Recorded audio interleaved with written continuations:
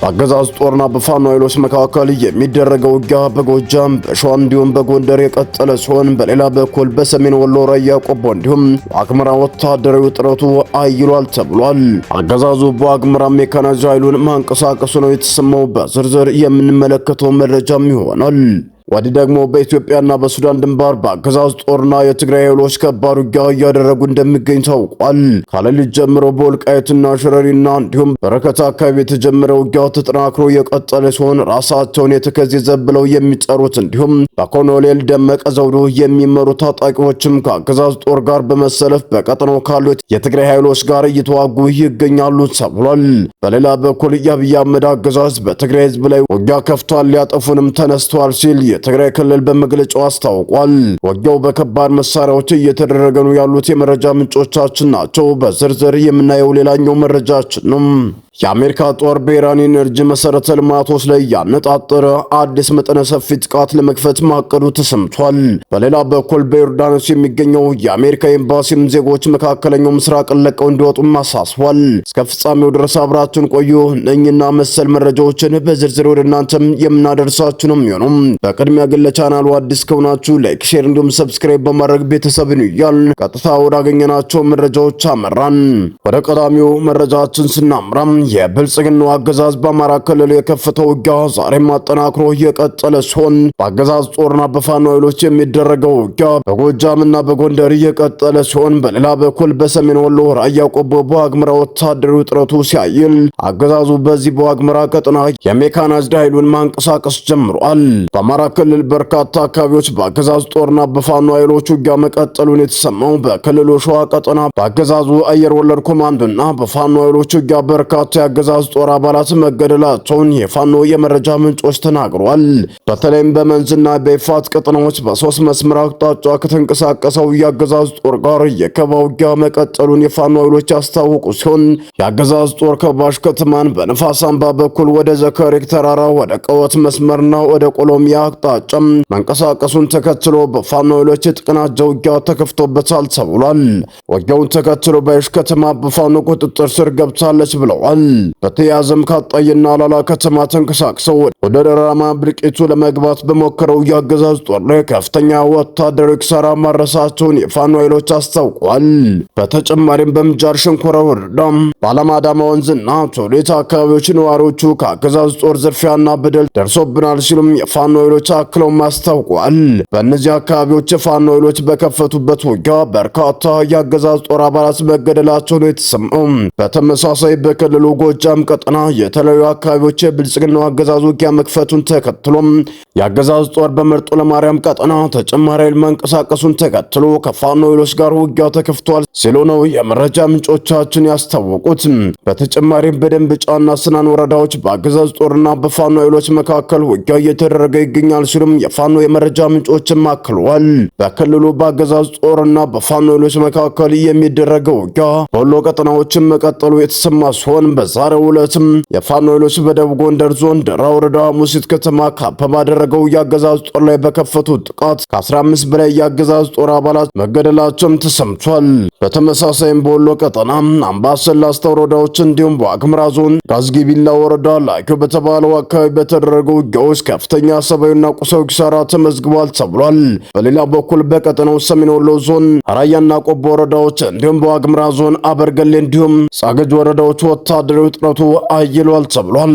በተለይም በሰሜን ወሎ ዞን ከግዳ ወረዳ ሙጃ ከተማ ወደ ተኩለሽ ወደ ቢበርዞብ አቅጣጫ የብልጽግናው አገዛዝ ዛሬም ከባድ መሳሪያዎችን ማስጠጋቱ ቀጥሏል ሲሉ የአካባቢው መረጃ ምንጮቻችን አክለዋል። በተጨማሪም አገዛዙ በዋግምራ ዞን ከሰቆጣ ወደ አበርገሌ አቅጣጫ ሜካናይዝድ ጦር ማስገባቱን የቻናላችን የመረጃ ምንጮች ጨምሮም ተናግረዋል። በራያ ግንባር አካባቢዎች የትግራይ ኃይሎችና የፋኖ ኃይሎች በቅርብ ርቀት ከአገዛዙ ጦር ጋር መታየታቸው በአካባቢው በየትኛው ሰዓት ውጊያ ሊከፍቱ ይችላሉ የሚለው ስጋት አሳድሯል ያሉት የመረጃ ምንጮቻችን ናቸው። በተመሳሳይ የአገዛዝ ጦር ሜካናይዝድ ኃይሉን ባንቀሳቀሰበት የዋግምራ ቀጠና ራሳቸውን የአገው ዲሞክራሲያዊ ንቅናቄ ብለው የሚጠሩ ታጣቂዎችና የትግራይ ኃይሎች ጦር ማስጠጋታቸውን የመረጃ ምንጮቻችን አጋርተዋል። የአገዛዝ ጦር አዛዦች በቀጠናው ለሚገኘው ሰራዊታቸው የግንባር ገለጻ ማድረጋቸው ነው የተሰማው። ሌላኛው መረጃችን ስናምራ በአገዛዝ ጦርና በትግራይ ኃይሎች ከባድ ውጊያ እያደረጉ እንደሚገኝም ታውቋል። ከሌሊት ጀምሮ በወልቃይት ሽረሪናና በርከት የተጀመረው ይህ ውጊያ ተጠናክሮ እየቀጠለ ሲሆን ራሳቸውን የተከዜ ዘብለው የሚጠሩትና በኮሎኔል ደመቀ ዘውዴ የሚመሩ ታጣቂዎችም ከአገዛዙ ጋር በመሰለፍ በቀጠናው ካሉ የትግራይ ኃይሎች ጋር እየተዋጉ ይገኛሉ ተብሏል። በሌላ በኩል የአብይ አህመድ አገዛዝ በትግራይ ህዝብ ላይ ያለውንና ዘር የማጥፋት ፍላጎቱን ለማስፈጸም ሁለተኛ ዙር ውጊያ ከፍቷል ሲል የትግራይ ክልል አስታውቋል። ውጊያው በከባድና ሜካናይዝድ ኃይል የተከፈተ ሲሆን በአሁኑ ሰዓትም ተቀጣጥሏል ተብሏል። ዛሬ ሌሊት ንጋት ጀምሮ በኢትዮጵያና ሱዳን አዋሳኝ ድንበር ላይ የብልጽግናው አገዛዝ ከባድ ውጊያ መክፈቱም ታውቋል።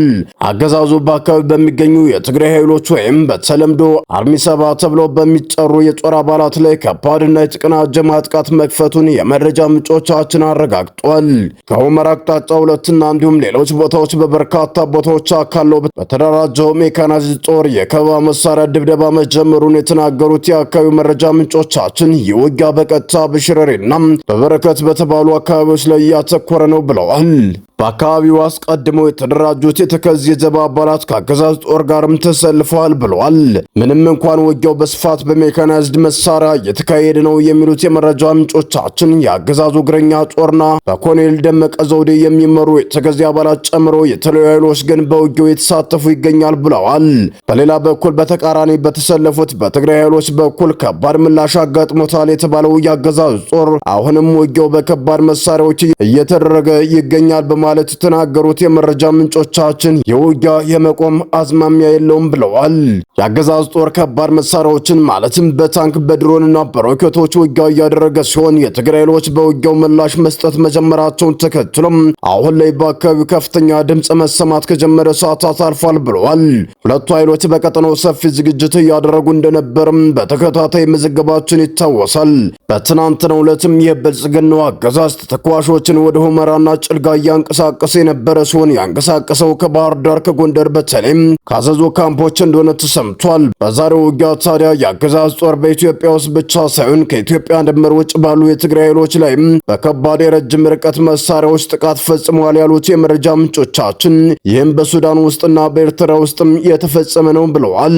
የአገዛዝ ጦር በቀጠናው በከፈተው ውጊያ ከከባድ መሳሪያዎች በተጨማሪም ድሮን እየተጠቀመ ይገኛል ያሉት የመረጃ ምንጮቻችን ተከታታይ ድሮን ድብደባዎችም ቀጥለዋል ብለዋል። የውጊያም የዜና እስከተጠናከረበት ሰዓት የቀጠለ ሲሆን በውጊያው የደረሰው ሰብአዊና ቁሳዊ ኪሳራ ማወቅ አልተቻለም። የብልጽግናው አገዛዝ ይህን ውጊያ ለመክፈት አስቀድሞ ሰፊ ዝግጅት ማድረጉን በተመለከተም የተናገሩት የመረጃ ምንጮቻችን ውጊያውን እያደረጉት ያሉት አሁን የትግራይ ኃይሎች እንዲሁም የአገዛዝ ጦር ብቻ ነው ማለት አይቻልም ብለዋል። ከባህር ማዶ ወዳገኘናቸው መረጃዎች ስናምራም የአሜሪካ ጦር የኤነርጂ መሰረተ ልማቶችን በኢራን ሊያጠቃ መዘጋጀቱን ይፋ አድርጓል። በሊባኖስ የሚገኘው የአሜሪካ ኤምባሲ ደግሞ ዜጎችን መካከለኛ ምስራቅን ለቀው እንዲወጡ አሳስቧል። በቀጠናው አዲስ ግጭት ያገረሸ ሳይሆን የነበረው ግጭት ሊብስ እንደሆነ ብዙዎቹ ስጋታቸውን ገልጸዋል። የአሜሪካ ጦር በዚህ ሳምንት መጨረሻ በኢራን አዲስ ጥቃት ለመክፈት እየተዘጋጀ መሆኑን ስማቸው ያልጠቀሷቸው ምንጮች ዋቢ አድርጎ የአሜሪካ መገናኛ ብዙሃን ዘግቧል። ጥቃቱ የኢራን የኃይል መሰረተ ልማት ላይ ሊያተኩር እንደሚችልም ጠቅሰው ነገር ግን ፕሬዚዳንት ዶናልድ ትራምፕ መግለጫ መስጠት አለባቸው ብለዋል። የእስራኤል ጦር ከረጅም ጊዜ በኋላ ለመጀመሪያ ጊዜ በጥቃቱ ሊሳተፍ እንደሚችልም አክሲዮስ ዘግቧል። ባለስልጣናቱ አክለውም የኢራን ምላሽ የጽዮናን መንግስት ወሳኝ መሰረተ ልማቶችንና በቀጠናው የሚገኙ የአሜሪካ የኤነርጂ ተቋማትን እንደሚያካተትም ተናግረዋል። በሌላ በኩል በዮርዳኖስ የሚገኘው የአሜሪካ ኤምባሲ ቅዳሜ ዕለት በቀጠናው ያለው ውጥረት ከተባሰ ዜጎች ከመካከለኛው ምስራቅ ለመውጣት እንዲያስቡም አሳስቧል። በአሁኑ ወቅትም በመካከለኛው ምስራቅ የሚገኙ አሜሪካውያን ጥንቃቄ እንዲያደርጉና ንቁ እንዲሆኑ ያስፈልጋል። እንዲሁም የበረራ ሰረዛዎች ለጊዜው የአየር ክልል መዝጋት ሊያጋጥሙ የሚችሉ የጉዞ መስተጓጉሎች ለመጋፈጥ ዝግጁ መሆን አለባቸው ሲል ነው ኤምባሲው በይፋ በኤክስ ገጹ የደህንነት ማስጠንቀቂያ ያወጣው መግለጫ የሚያሳየው። አሜሪካውያን ወደ ቀጠናውና ወደ አካባቢ የሚደረጉ ጉዞ ሊያስቡበት ይገባል ሲል መክሯል። ኤምባሲው ኢራንና ኢራንን የሚደግፉ ቡድኖች በባህር ማዶ የሚገኙ የአሜሪካ ንብረቶች ሊያጠቁ ይችላሉ ሲል አስጠንቅቆም በመካከለኛው ምስራቅ ያለው ሁኔታ የተረጋጋ ነው ሲልም ገልጿል። በኦማን የሚገኘው የአሜሪካ ኤምባሲም ሁሉም አሜሪካውያን ዮርዳኖስ ውስጥ በሚገኙ ሰፈሮች ከመጓዝ ይቆጠቡ ብሏል። በተለይም ደግሞ ዜጎች የሚሰጡ ማስጠንቀቂያዎችን መከታተል አለባቸው ብሏል። ይህንንም ተከትሎ እስራኤልና አሜሪካ ድጋሚ በኢራን ላይ የጀመሩትን ጥቃት ለማስፋት ማቀዳቸውን ብዙዎቹ እያነጋገረ ያለው ጉዳይ ሆኗል። ሰላም የተወደዳችሁና የተከበራችሁ የምዳችን ቤተሰቦች ለሰዓቱ የነበሩን መረጃዎች እነዚህን መስሉ ነበር። በሌላ መረጃዎች እስከምንገናኝ በያላችሁበት ሰላም ቆዩልን።